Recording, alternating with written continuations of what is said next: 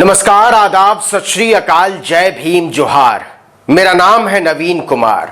प्रशांत भूषण के मामले ने इस केस में जो सबसे हैरान करने वाली बात है वो ये कि हिंदू, मुस्लिम, सिख, ईसाई सबको एक कर दिया है। वामपंथियों और दक्षिणपंथियों को एक कर दिया है। समाजवादियों और मध्यमार्गियों को एक कर दिया है।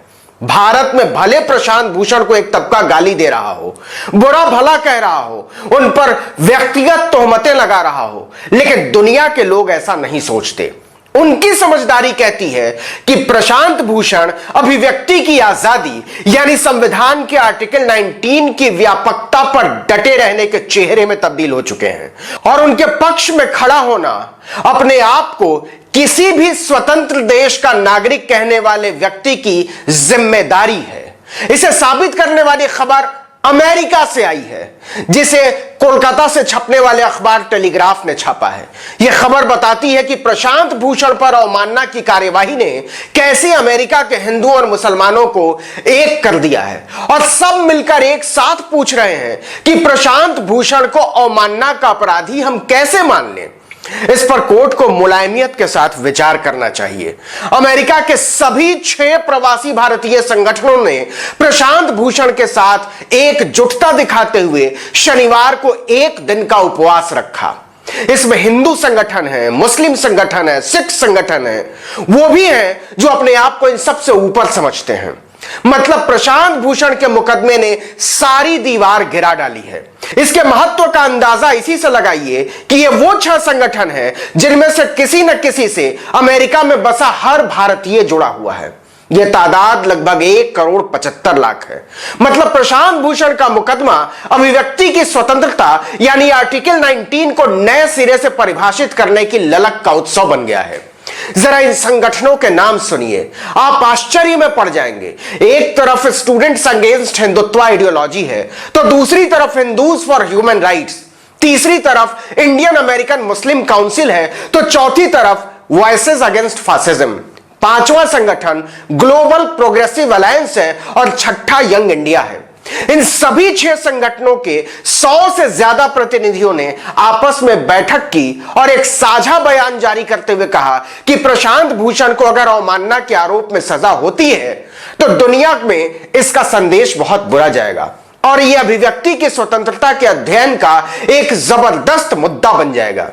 यह किसी कमाल से कम नहीं है कि प्रशांत भूषण के मामले में सारी दीवारें टूट गई हैं। स्टूडेंट्स अगेंस्ट हिंदुत्व आइडियोलॉजी ने तो यहां तक कहा कि सुप्रीम कोर्ट का फैसला लोकतंत्र के औचित्य और स्वतंत्र न्यायपालिका पर ही सवाल खड़े करने वाला है। वहीं यंग इंडिया के रोहित त्रिपाठी ने कहा कि भारत जैसे परिपक्व लोकतंत्र में अदालत की अवमानना की जगह ही नहीं होनी चाहिए। तो हिंदूज फॉर ह्यूमन राइट्स के प्रतिनिधि राजा गोपाल ने सुप्रीम कोर्ट से अपील की कि वो अपने फैसले पर फिर से विचार करते हुए प्रशांत भूषण को सजा देने से बचे। पिछले कई हफ्तों से अमेरिका में अलग अलग संगठनों ने इस पर आवाज उठाई है और जो दुर्लभ है वो ये कि राम मंदिर को लेकर टाइम्स स्क्वायर पर जमा होने वाले, 15 अगस्त को जमा होने वाले, दलितों के उत्पीड़न पर जमा होने वाले, सीए का समर्थन करने वाले और सीए का विरोध करने वाले सारे अमेरिकी भारतीय इस बात पर एकमत हैं कि सुप्रीम कोर्ट को प्रशांत भूषण को सजा देने से बचना चाहिए। ऐसा क्या आज से पहले किसी ने सोचा था? और यह तो बिल्कुल नहीं सोचा था कि यह अभिव्यक्ति की स्वतंत्रता के नाम पर होगा, लेकिन सब समझ रहे हैं कि इसकी जरूरत सबको पड़नी है, हिंदुओं को भी, मुसलमानों को भी, सिखों को भी, ईसाइयों को भी, सबको। याद रखिएगा, आजादी की पहली लड़ाई आजाद जुबान के लिए लड़ी जाती है, किसी भी चौहद्दी या झंडे से भी पहले। प्रशांत भूषण का अदालत की अवमानना का केस इसी आजादी की अभिव्यक्ति में बदल गया है। सबको इंतजार है कि 25 तारीख को जब सुप्रीम कोर्ट की पीठ बैठेगी तो इन आवाजों के बरक्स अपनी आत्मा को कैसे संबोधित करती है। यह सवाल बहुत बड़ा बन गया है। प्रशांत भूषण के खिलाफ अदालत की अवमानना के मामले ने भारत में तो तीखी बहस छेड़ ही रखी है।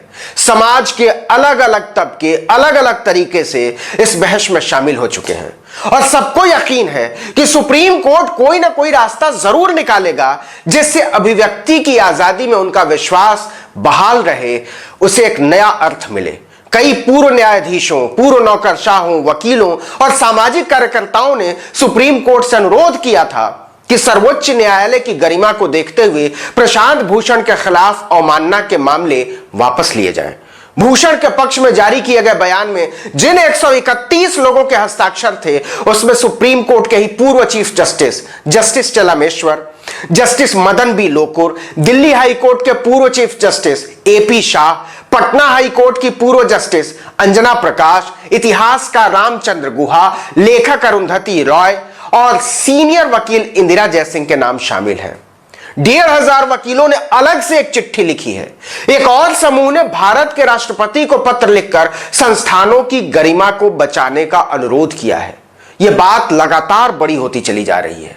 दिल्ली हाई कोर्ट के retired chief justice AP Shah ने कहा, यह अफसोसनाक है कि जज ऐसा सोचे कि आलोचना को दबाने से न्यायपालिका की प्रतिष्ठा बढ़ेगी।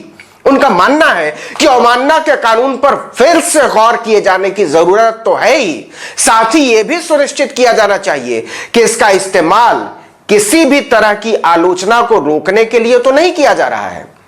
कानून के जानकारों को लगता है कि टकराव वहां होता है जब अभिव्यक्ति की आजादी और संविधान के अनुच्छेद 129 आमने सामने आ जाते हैं। संविधान के अनुसार हर नागरिक अपने विचार रखने के लिए स्वतंत्र है, आजाद है, लेकिन जब वो अदालत को लेकर टिप्पणी करे तो फिर अनुच्छेद 129 को भी ध्यान में रखे।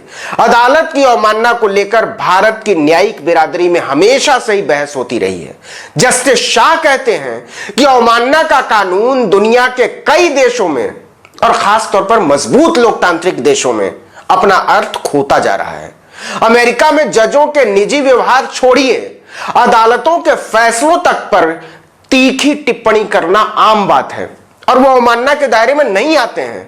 लेकिन सिक्किम हाई कोर्ट के पूर्व चीफ जस्टिस प्रमोद कोहली कहते हैं कि अगर अवमानना का कड़ा कानून नहीं होगा तो फिर अदालतों का डर किसी को नहीं रहेगा। उनकी दलील है कि कार्यपालिका और विधायिका को मनमानी करने से रोकने का एक ही जरिया है और वो है न्यायपालिका। अगर कानून और अदालतों का डर ही खत्म हो जाएगा तो फिर अदालतें बेमानी हो जाएंगी और सब मनमानी करने लगेंगे। सारे सवाल इसी मनमानी और डर पर स्थगित हो जाते हैं कि क्या अदालत का इकबाल डर के दम पर कायम रहेगा या इसे अर्जित करने के दूसरे रास्ते भी हो सकते हैं। प्रशांत भूषण के मामले में इसका जवाब भी मिल जाएगा। इस वीडियो में इतना ही, लेकिन अगर आपने अभी तक आर्टिकल 19 इंडिया को सब्सक्राइब नहीं किया है तो अभी फौरन कर लीजिए और सब्सक्राइब करने के बाद बगल में एक घंटी बनेगी, उसे जरूर दबा दीजिएगा। लाइक तो तत्काल कर दीजिए, शेयर कीजिए अपने परिचितों में, रिश्तेदारों में, समूहों में। इससे ऐसे और वीडियो बनाने में हमें मदद मिलेगी। नमस्कार।